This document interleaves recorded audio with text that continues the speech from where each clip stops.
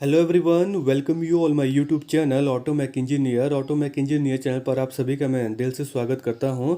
तो आज मैं इस वीडियो में एक बेहतरीन जॉब नोटिफिकेशन के बारे में आप सभी को बताना चाहता हूं। ये जो नोटिफिकेशन आई है ये आई है Himachal Pradesh state cooperative bank की तरफ से। ठीक है, ये जो पोस्टें हैं जूनियर क्लर्क के लिए और स्टेनो टाइपिस्ट के लिए। ठीक है, टोटल पोस्टों की बात करें तो टोटल पोस्टें हैं 149।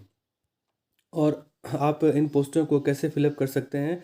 तो सिर्फ आप एक ही माध्यम से इन पोस्टों को फिलअप कर सकते हैं, वो है ऑनलाइन मोड। ठीक है, ऑनलाइन मोड से आप इन पोस्टों को आप भर सकते हैं और वेबसाइट यहाँ पर दी गई है www.hpscb.com। ठीक है, इस वेबसाइट पर जाकर ऑनलाइन आपके पास एक पोर्टल खुलेगा। ठीक है, तो आप उसमें अपना फॉर्म फिलअप कर सकते हैं। और इन्होंने क्लियरली मेंशन किया गया है यहाँ पर कि application received by any other mode और after the due date will not be accepted. ठीक है, तो कोई भी अदर मोड से आपका जो एप्लीकेशन है वो रिसीव नहीं किया जाएगा या एक्सेप्ट नहीं किया जाएगा। ठीक है, और जो एग्ज़ामिनेशन जो जो फॉर्म भरने की डेट है उस पीरियड में आपका जो फॉर्म है फिलअप होना चाहिए। तो आगे उसी की बात करते हैं। तो यहाँ पर दिया गया है जो ओपनिंग डेट है सबमिशन ऑफ ऑनलाइन एप्लीकेशन की, वो है 5/6/2021। ठीक है, मतलब आज से ही आप ये जो ऑनलाइन फॉर्म है फिलअप कर सकते हैं। ठीक है, और last date of submission of online application तो ये दी गई है 2/7/2021। ठीक है, तो इन दोनों डेटों को आपने माइंड में रखना है। इन दोनों डेटों के बिटवीन आपने जो फॉर्म है फिलअप कर देना है। बाकी अब बात करते हैं एप्लीकेशन फ़ी की। तो अमाउंट ऑफ एप्लीकेशन फ़ी की बात करते हैं। तो जनरल ओबीसी एक्स सर्विसमैन और फिजिकली हैंडीकैप्ड के लिए जो फीस रखी गई है वो रखी गई है 1000 रुपीज़। और SC ST IRDP BPL Antyodaya EWS category के लिए जो फीस रखी गई है वो रखी गई है 800 रुपीज़। और female candidate of all categories, ठीक है, ऑल कैटेगरीज बोले तो जनरल की या फिर SC की या फिर अदर स्टेट की, उनके लिए जो फीस रखी गई है वो रखी गई है 800 रुपये। ठीक है, तो बाकी आगे बात करते हैं date of downloading of call letters. ठीक है, तो जब आपका एग्ज़ाम होगा उसके 7 दिन पहले आपका जो एडमिट कार्ड है आप उसको डाउनलोड कर सकते हैं। और डेट ऑफ ऑनलाइन एग्जामिनेशन की भी इन्होंने बात की है, तो ये एग्ज़ाम आपका हेल्ड होगा अगस्त 2021 में। ठीक है, और जो एग्जैक्ट डेट है वो बैंक आपको बता देगा। ठीक है, जब आपका एग्ज़ाम नियर आएगा। और date of declaration of result of online examination, यहाँ पर सब कुछ मेंशन किया गया है। तो आपका जो ऑनलाइन रिज़ल्ट है एग्ज़ामिनेशन का, ठीक है, जो आपने एग्ज़ाम दिया है, तो 15 दिन बाद आपका जो रिज़ल्ट है वो आपका आ जाएगा। ठीक है, तो काफ़ी अच्छी प्रोसेसिंग है। तो आगे हम बात करते हैं कैटेगरी वाइज जो ब्रेकअप है पोस्टों का, वैकेंसीज़ का। ठीक है, वो हम बात करते हैं। सबसे पहले यहाँ पर 3-4 कैटेगरी है, मैं आपको वन बाय वन करके आप सभी को बताता हूँ। तो पहले है जूनियर क्लर्क। ठीक है, अंडर डायरेक्ट रिक्रूटमेंट। ठीक है, इसमें सभी अप्लाई कर सकते हैं। तो जनरल के लिए 31 है, SC के लिए 15 है, ST के लिए 3 है, OBC के लिए 13 है, EWS के लिए 9 है, ex serviceman of all category के लिए 19 है, फिजिकली हैंडीकैप्ड ऑल कैटेगरीज के लिए 4 है, IRDP BPL के लिए 7 है और WFF ऑल कैटेगरीज के लिए 2 है। तो टोटल पोस्टें हो गई है 103। ठीक है, तो ये है junior clerk under direct recruitment. ठीक है, जो मैक्सिमम जो कैंडिडेट है वो फिलअप कर सकते हैं। और जो दूसरा है वो है junior clerk under 15% quota reserved for trained secretaries. ठीक है, of PACS and employees of other cooperative societies. ठीक है, तो इसमें देखो पहला जो है जूनियर क्लर्क PACS कोटा। ठीक है, तो इसमें जो पोस्टें दी गई है इसमें जनरल के लिए 8 पोस्टें हैं, SC के लिए 5 है, ST के लिए कोई भी नहीं है, OBC के लिए 3 है, EWS के लिए 3 है और ex serviceman for all category के लिए 8 है, फिजिकली हैंडीकैप्ड के लिए 1 है, IRDP BPL के लिए 4 है और WFF ऑल कैटेगरी के लिए 1 है। तो टोटल पोस्ट इसमें दी गई है 33। आगे हम बात करते हैं बी ऑप्शन की, जूनियर क्लर्क अंडर OCS। ठीक है, अदर कोऑपरेटिव सोसाइटी। तो इनके लिए भी यहाँ पर पोस्टें दी गई है जनरल के लिए 4 हो गई, SC और ST के लिए कोई भी पोस्टें नहीं है, OBC के लिए 2 है, EWS के लिए 1 है, एक्स सर्विसमैन के लिए 1 है, फिजिकली हैंडीकैप्ड के लिए कोई भी नहीं है, और आगे जो IRDP के लिए भी कोई नहीं है, WFF के लिए कोई नहीं है, तो टोटल पोस्टें होगी ये 8।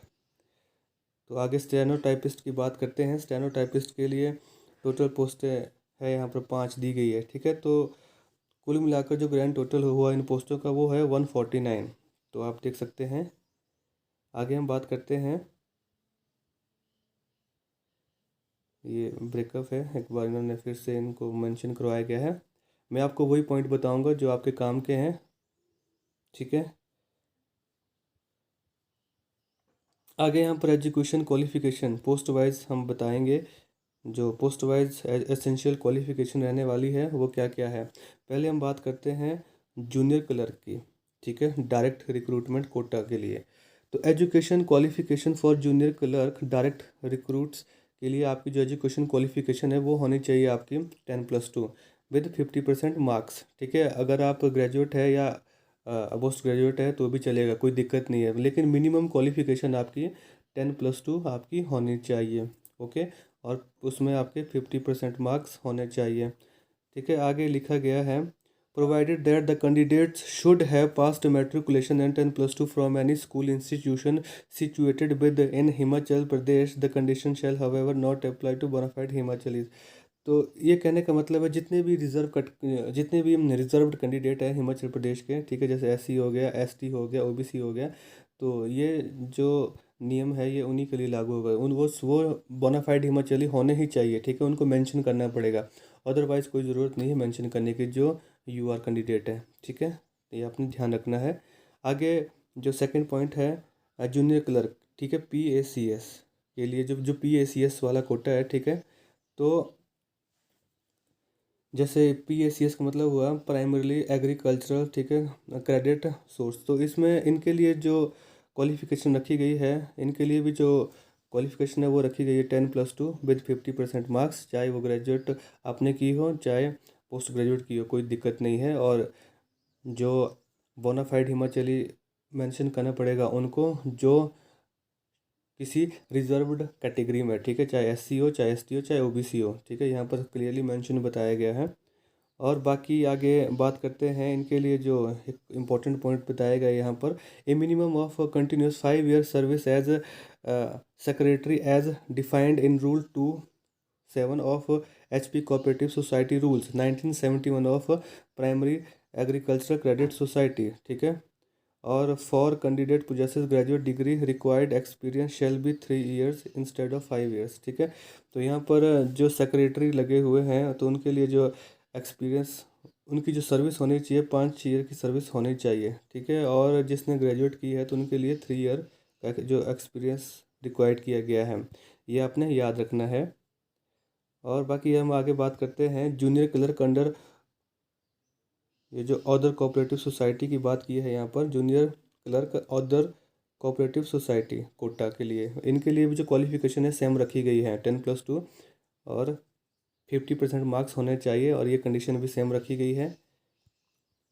और आगे जो इनके लिए जो ए minimum of continuous 7 year service in A cooperative society, ठीक है, तो 7 साल इनकी सर्विस होनी चाहिए किसी भी कोऑपरेटिव सोसाइटी में, ठीक है। अगर किसी ने ग्रेजुएट डिग्री की है तो उनके लिए 5 साल चलेगा, ठीक है, इंस्टेड ऑफ 7 years, ओके। तो आगे हम बात करते हैं स्टेनोटाइपिस्ट के लिए भी हम बात कर लेते हैं।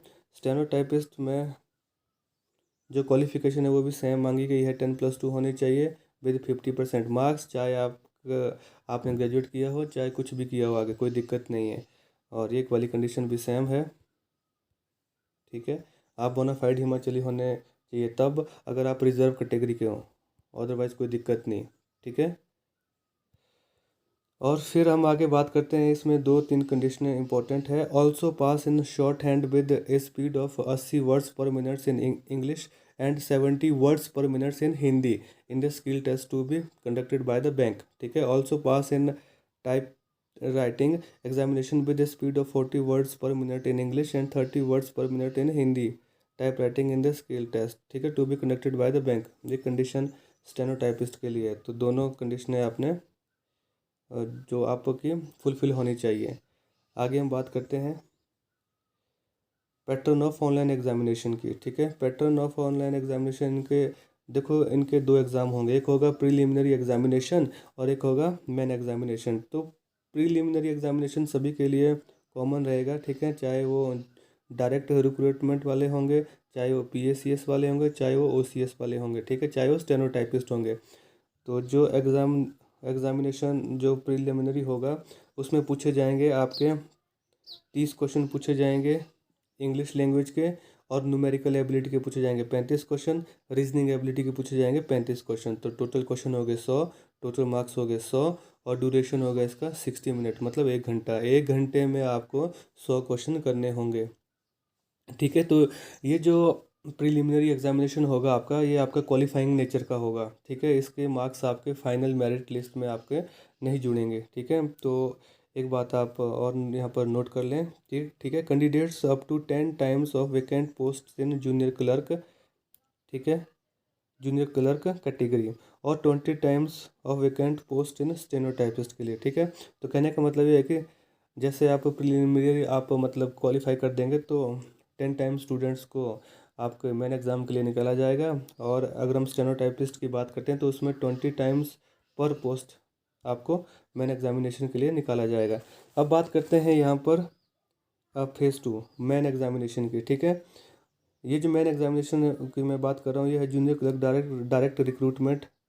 ठीक है, जूनियर क्लर्क के लिए और स्टेनोटाइपिस्ट के लिए। ठीक है, ये है डायरेक्ट रिक्रूटमेंट के लिए, PACS और OC के लिए नहीं है। ठीक है, तो अभी आप इनका सुन लें। इसमें जो पूछा जाएगा मेन एग्जामिनेशन में, रीजनिंग पूछी जाएगी आपको 40 मार्क्स की, और न्यूमेरिकल एबिलिटी पूछी जाएगी 40 मार्क्स की, इंग्लिश पूछी जाएगी 40 मार्क्स की, और जनरल अवेयरनेस पूछा जाएगा 50 मार्क्स का। टोटल क्वेश्चन होंगे 170। ठीक है, हर एक क्वेश्चन हाफ मार्क्स का होगा, ये आपने याद रखना है।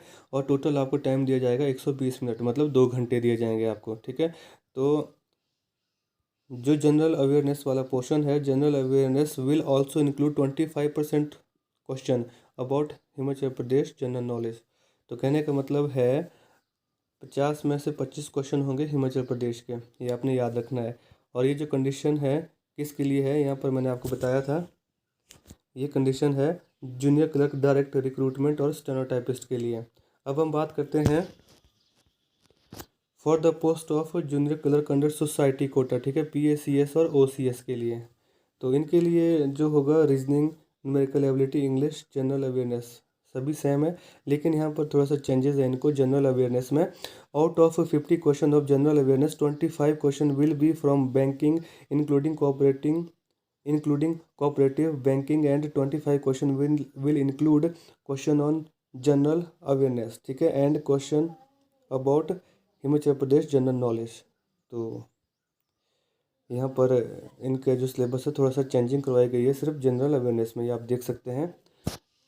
तो आगे मैं आपको बता दूं, जैसे आप मेन एग्ज़ाम क्लियर कर देंगे तो 3 टाइम्स आपके निकाले जाएंगे फिर जूनियर क्लर्क डायरेक्ट रिक्रूटमेंट में। ठीक है, और junior clerk under PACS OCS में। ठीक है, अगर हम बात करें स्टेनोटाइपिस्ट में तो उसमें 6 टाइम निकाले जाएंगे। ठीक है, जब स्किल टेस्ट देंगे तो तब जाके 3 टाइम्स निकाले जाएंगे। ठीक है, तो आगे हम बात करते हैं सिलेबस की। जो सिलेबस है वो रहेगा 10+2 लेवल पर, 10+2 लेवल का सिलेबस रहेगा। तो काफ़ी इजी सवाल पूछे जाएंगे, ज़्यादा टेंशन लेने की कोई भी ज़रूरत नहीं है। ठीक है, तो मैंने आपको बता दिया था कि 2 भागों में एग्ज़ाम होगा, प्रीलिमिनरी और रिटन एग्जामिनेशन, मेन एग्जामिनेशन। ठीक है, तो और ये बात भी आपने ध्यान रखना है, नेगेटिव मार्किंग होगी 0.25% की, ये भी आपने ध्यान रखना है। सिलेबस की बात भी होगी, और आगे जो आपकी मेरिट बनेगी आपकी, जो आपने मेन एग्जामिनेशन दिया होगा। ठीक है, मेन एग्जामिनेशन दिया होगा और जो डॉक्यूमेंट इवेल्युएशन होगी। ठीक है, इन दोनों के नंबर जोड़े जाएंगे तो आपकी फिर मेरिट लिस्ट पर, अगर आप मेरिट क्वालिफाई करते हैं तो आपकी जॉब निश्चित है। ठीक है, और ये भी मैंने आपको बताया था कि जो ड्यूरेशन है रिटन टेस्ट की, प्रीलिमिनरी एग्जामिनेशन की जो ड्यूरेशन है वो है 1 घंटा। ठीक है, और मेन एग्जामिनेशन की जो ड्यूरेशन रहेगी वो रहेगी 2 घंटा। ठीक है, बस ये आपने याद रखना है। अब मैं आपको बताता हूँ इसमें जो आपकी सैलरी क्या रहेगी, सैलरी आपकी इसमें बहुत अच्छी रहने वाली है। जूनियर क्लर्क टोटल इमोलमेंट्स, ठीक है। तो यहाँ देखो रेगुलर बेसिस की ये पोस्टें हैं 10,300 से 34,800 प्लस ग्रेड पे है 3200। तो आपकी जो मतलब जो टोटल आपकी जो सैलरी रहेगी वो रहेगी 35,863 रुपये plus admissible allowance per month, ठीक है। लगभग आपकी जो सैलरी है कम से कम 40,000 पर मंथ रहेगी, वो भी सीधे डायरेक्ट ही। तो देखो कितनी अच्छी लग्जरी सैलरी दी जा रही है। और स्टेनो टाइपिस्ट के लिए भी सेम एज जैसे जूनियर क्लर्क को दी जा रही सैलरी, टोटल उतनी सैलरी है, ठीक है। तो यहाँ आप देख सकते हैं। आगे हम बात करते हैं, एज आपकी होनी चाहिए 18 से 45 साल, और जो एज में रिलैक्सेशन दिया जाएगा वो दिया जाएगा SC ST वालों के लिए, ठीक है। और एक्स सर्विस वालों के लिए कितने कितने साल का, 5-5 साल का दिया जाएगा, ठीक है। आगे OBC वालों के लिए भी 5 साल का दिया जाएगा, फिजिकली हैंडीकैप्ड वालों के लिए भी 5 साल का दिया जाएगा। अब हम बात करते हैं एग्जामिनेशन सेंटर की, ठीक है। मैं आपको इस वीडियो में वही बताऊंगा जो आपके काम की चीज़ें, फालतू चीज़ें नहीं बताऊंगा। अब एग्जामिनेशन की बात करते हैं, जो एग्जामिनेशन सेंटर आपको कहाँ कहाँ दिए जाएंगे वो मैं आपको बताता हूँ।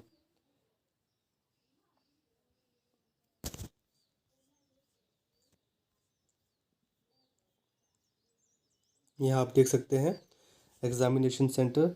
तो एग्जामिनेशन सेंटर के बारे में आपको ये बताता हूँ कि आपको 6 सेंटर चुनने पड़ेंगे, ठीक है। 6 सेंटर आपको कैसे चुनने पड़ेंगे वो मैं आपको बताता हूँ। 3 आपको हिमाचल में चूज़ करने पड़ेंगे, तो और 3 आपको आउट ऑफ हिमाचल चूज़ करने पड़ेंगे, ठीक है। तो यहाँ पर मैं आपको बताता हूँ, जैसे यहाँ पर जो लिस्ट है ये है the list of examination centre in Himachal Pradesh.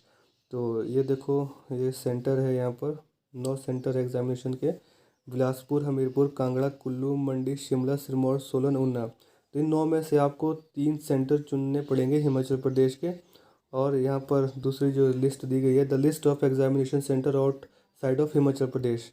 तो यहाँ पर दिए गए हैं outside of Himachal Pradesh centres, Chandigarh, Ambala, Yamunanagar हो गया, जलंधर हो गया, Mohali, Pathankot, Patiala, new Delhi and NCR, ठीक है। तो ये 8 सेंटर दिए गए आउट ऑफ हिमाचल प्रदेश। तो टोटल आपको 6 सेंटर चुनने पड़ेंगे। फिर जो बैंक है वो अपने हिसाब से आपके जो आपने जो फर्स्ट प्रेफरेंस दी गई है उसके हिसाब से आपको वहाँ पर आपके आपको सेंटर अलॉट करेगा, ठीक है।